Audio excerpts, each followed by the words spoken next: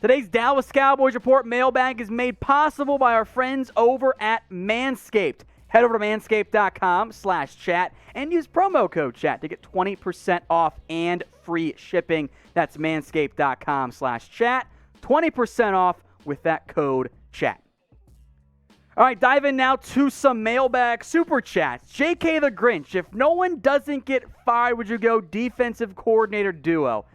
Probably not. I don't think it was as impactful as we wanted with the Rashard Marinelli duo. I think it makes some sense if you're going with like a Nolan's here for a little bit and we're going to a younger guy. Sean Lee is like the only guy I think that makes any amount of sense for. All right, from Andres, Dalton Schultz over Evan Engram. I thought about this one. In the end, I'm going to go no. I think Engram is a little bit better. It also depends on what you're asking them to do. If you let Evan Engram be a dynamic move tight end on a spread offense, I think he'll have more success than what he's been asked to do in the Giants offense. If you want one of them to block, Schultz is better. But I value the passing game more, so they're not that different because Engram has not been that good this year. But I'm going to go Engram just barely over Schultz. All right, from Dwayne Jackson, what is the upside and downside if the Cowboys trade out of their current draft position? I mean, it's pretty straightforward, right? So trading down, you acquire more assets and you still get a pretty good player. And the assets are the main selling point there. The downside is you're moving away, in all likelihood, from a better player. So it's a matter of, do you want the, let's just say, the 7-point player, or do you want the 5-point player and the 2-point player? It ends up being about the same. I tend to go more volume over quality because the NFL draft is very much hit or miss. I want those extra chances. All right, Roger Emerson. Should the Cowboys keep Mike Nolan with the way the defense is playing? I think Nolan is helping himself out. But again, I think we also need to be fully aware of the situation and the context. And that does matter. And it especially matters when the early season results were terrible. The Cowboys defense unquestionably has been much better over the past 3 games. And they might win 4 in a row. And if you win 4 in a row, you probably end up keeping Mike Nolan. But remember, these teams are not good. Bengals offense without Joe Burrow, really bad. Niners offense, the best one they've played in this little stretch here, with a backup quarterback and no Jimmy Garoppolo, so it's probably a bit lower than tied for 18th. Not good. And they still scored 30 on the Cowboys. The Eagles, not good. This game against the Giants, also not a good offense. So I do want to give credit to Mike Nolan, but I also don't want to view this as, okay, this 3-game sample size, all I need to see, he's good to go. I'm not there. So I think it is much more of a discussion and a debate now in terms of what the Cowboys will do with Mike Nolan. I'd like to explore some other options. It's not as cut and dry as it once was, but I'm not sold on him. So get your votes in here. And this will be the pinned comment vote. So get the ad break, scroll on down, get your votes in. What do you want to do with Mike Nolan? Type K for keep him or type in F for fire. From JK the Grinch, if the Eagles are smart, they would lose the game to hurt Dallas's playoff chances and get a good draft pick. I want to focus on this one first, then we'll get to the Matt Patricia stuff. There are 2 ways to view it, actually. Number 1, get the better draft pick, keep the Cowboys out of the playoffs. Although, teams and coaches and players don't tank actively, especially when the head coach might get fired if they lose, maybe, and the quarterback wants to prove he's the guy. And on top of that, there's also a future way to look at it. If the Cowboys make the playoffs, they play a tougher schedule next year when the Eagles will, in theory, have a chance to win the division, and the Cowboys will obviously be the number 1 contender to take that division.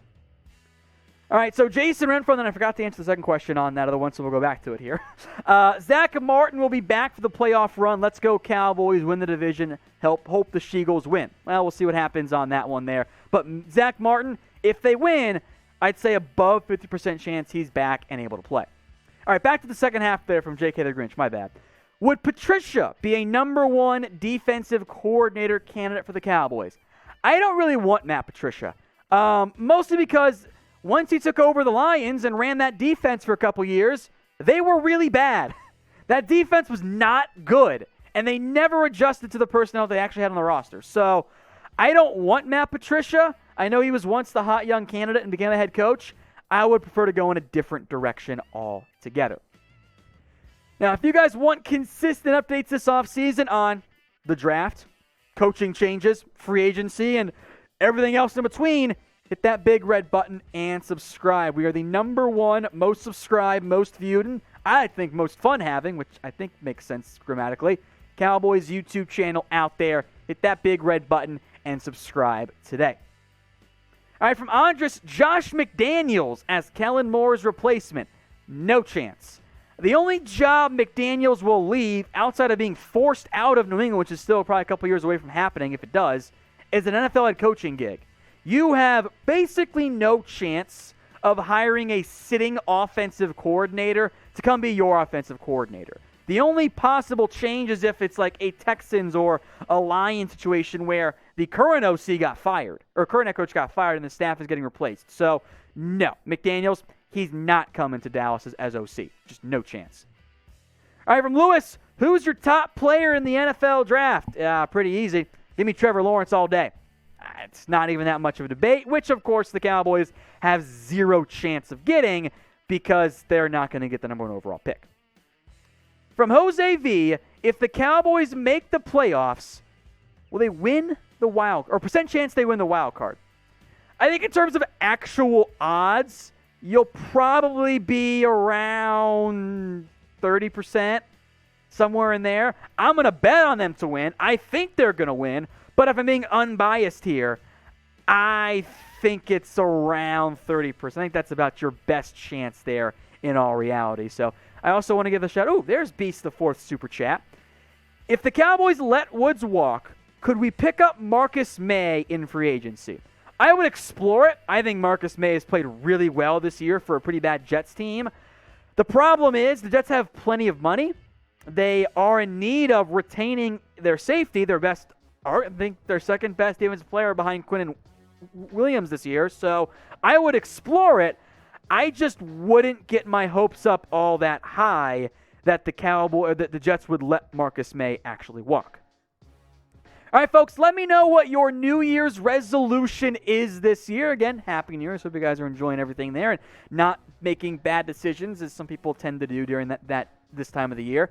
Let me know in the comments section what your guys' New Year's resolution is. Mine is to find an adequate replacement for Fatty's Only 2020. And stay tuned, because once the Cowboys season ends, I think I got the right one. All right, from TJ, is the general, Sean Lee, making it look like no one improved? I think there's a lot of things at play here. I think Nolan has done a good job of trying to make adjustments. Sometimes they don't work at all. Sometimes they do. The C.J. Goodwin spy package, brilliant game planning, worked out wonderfully. I think in general the players have just adjusted and picked the defense a little bit better. I do think Sean Lee helps. I really do. And I think Sean Lee, of the former players to be a coach, actually probably makes the most sense. I want him on my staff in some capacity next year. Carson Smith, if we draft 15 or so, is there that much of a difference between Surtain and Farley and Horn? I think a lot of it depends on what you're looking for in a corner. If you want the higher upside, frankly, I think Caleb Farley is above those guys. Surtain played really well this year for Alabama. I like him. I haven't dove too far into Jaycee Horn. He might be more of a mid-late round one guy compared to two early mid-round one guys-ish for those other guys. But there's not like a colossal gap as far as I'm concerned. But yes, there is a difference. But if you develop them properly, the guy taken third might end up being the best guy out of that group.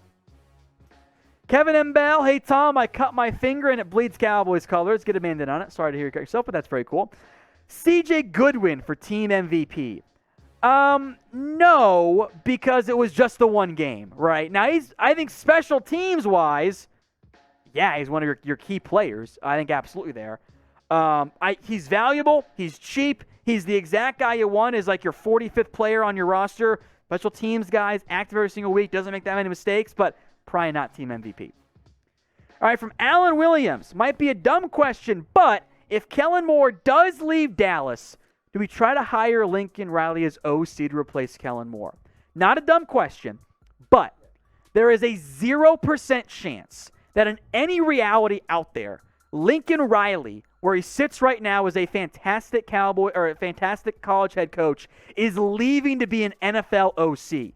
Heck, outside of, I think, legitimately the Cowboys job, I don't think Lincoln's leaving for any NFL head coaching job. We have to remember that those top-end college football jobs are better than most NFL head coaching gigs. Lincoln Riley's making more money, winning a bunch of games every year, winning the Big 12, it seems, every single year, having immense success, being beloved in Oklahoma. He's not going to leave for a downgrade in both pay, pressure, and, frankly, quality of a job to be a Cowboys OC. If you want Riley, it has to be his head coach, and even then, maybe not. Now, today's show made possible by our friends over at Manscaped. Head over to manscaped.com/chat. Then use promo code chat. You'll save 20% off, and you'll get free shipping as well on all of their great products, including the Lawnmower 3.0. It's the best men's grooming tool out there. When you're using it, it doesn't pull or tug. Afterward, you'll get a little bit of pull and tug once you use it. It's manscaped.com/chat. Perfect package, also available. Incredibly comfortable boxers, a very handy traveling kit. All that and a whole lot more is available at manscaped.com/chat. Don't forget to use promo code chat. When you check out and pay, you'll get 20% off and you'll get free shipping as well. That's manscaped.com/chat. Daniel McHenry, how much cap would we have if we pay Dak? I want the Cowboys because I want Farley and Diggs duo. Also, anything about Caden Stearns. Stearns is not going to go early. Didn't have the best year. I like Farley a lot. I get that. It depends on what the cap is at, but you'll be able to make it work. If the cap's at like closer to 200, what it was this year, you'll have somewhere like 20 million, something like that. Then you got to pay some own guys to do some restructures. So you can find money. You'll be fine. You just won't be able to go on a Jags offseason style spending spree. From Xavier Fitzgerald, I think we also might have missed a super chat from Jaycee the Grinch, but we'll get to those. Don't worry, buddy. Who gets the most credit for the Cowboys turnaround? I think it's Mike McCarthy. And look, there's a lot of credit to go around. The schedule probably gets some as well. But I think if we're being honest, we have to look at the job that the Cowboys coaching staff has done and realize that if this was a Jason Garrett-led staff, how many wins they have? 3? Maybe? Somewhere at 4? Somewhere in that category? You'd beaten the Bengals either way, I think. These last 2 games, I don't think Garrett wins. I think you have to give McCarthy credit for adjusting, trying out different things, and most importantly, getting his players to stay bought in. There were a couple games I was like, shoot, man, I don't know if this team is bought in. And the common thread among all good and among all great coaches is they get buy-in. Even if they're bad, whatever it is, the players don't quit on them. They buy into what they're being told. The watermelon thing, which I think is kind of weird, works for this staff. It works for them. That's getting buy-in. So I think McCarthy, if you're power ranking the credit, I think he should be at the very top of that list. So what is your confidence level in Mike McCarthy? Rate this for me on a scale of 1 to 10. Or excuse me, 0 to 10. It's right there on screen. 0 to 10. 0 being you got no confidence, you want him fired. 10 being you think he's the best head coach in the NFL. Let me know what you guys think in the comments section. From Jaycee the Grinch, is it time to rebuild the Great Wall of Dallas and fix the Big D on defense? I mean, yeah, I think that'd be pretty ideal. I don't know if that's really as easy said as it is done. Like, I think that's a great goal to have, but it's not as easy. We're just going to get the next great defense. It's a lot tougher in the salary cap era, so just keep that in mind. Now, JK had a similar question here. Bold predictions for 2021. Diggs cornerback 1. I like it. Schultz tight end 1. Maybe. Dak signs the deal. God, I hope. And it's a good deal, fair deal. And Gallup trade. I don't like that one. But I think you got some good ideas there, JK. And they're bold, so I'll give you some more credit there. All right, Zachary.